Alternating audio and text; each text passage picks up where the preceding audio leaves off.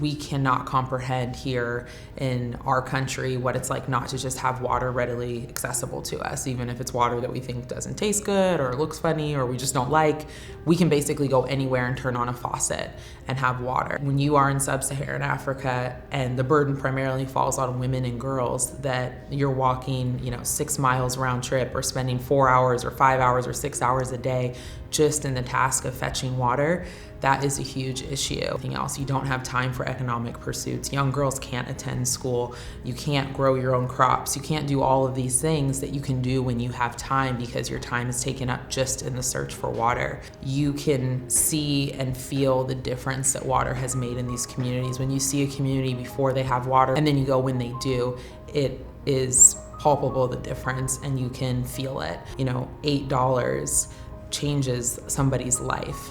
That's as much as basically now sometimes some of us spend on coffee, or definitely less than a meal, and that is the actual lifeblood of not only an individual but a community. What I think is really important about what we do is our collective impact model, and that we've inspired not only fans but also athletes to really join together around one cause. So the person that can give $8 versus the person that can give $100, whether you can give $50,000 or your corporation that gives $100,000, all of those add up to have this really dynamic influence. We will provide water to 1 million people, and we'll do it way faster than we could if we were each going at this alone. Our mission is to raise funds and awareness. It's not just funds, and that's the other power of creating this team and really harnessing the power of professional sports. The fact that there is a water crisis, that there are nearly 1 billion people worldwide that don't have access to clean water that we can't comprehend here in America. Now people do know, and we really believe that that's the first step. You have to know before you're ready to act and make a difference for people.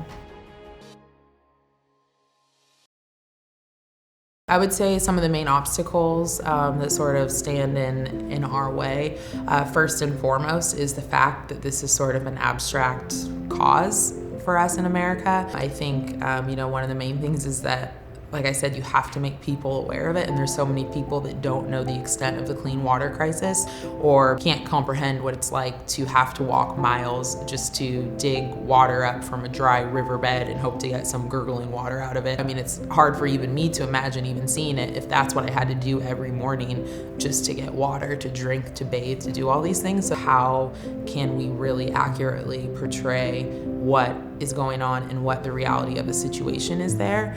And so, when Chris started this, he had the vision that this is the premier nonprofit for professional athletes to change the world through clean water. And so that's what our goal is on. One of our big strategies and really important areas to focus on is women empowerment, because this is a gender issue, and we really want to make sure that we're getting women here involved in empowering women across the ocean. We have to get to 1 million first, but I'm pretty confident that when we get to that 1 million, I don't think Chris or Malcolm or any of our athletes that are involved are just gonna say, okay, we did it, that's it, I'm ready to retire. I'm just really excited to see how we can continue to grow.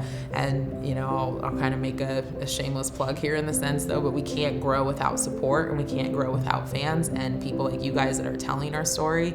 So whether that's sharing with your neighbors or giving us $8 or giving us $800 or $80,000, we have big aspirations to really change the world, and everyone can help.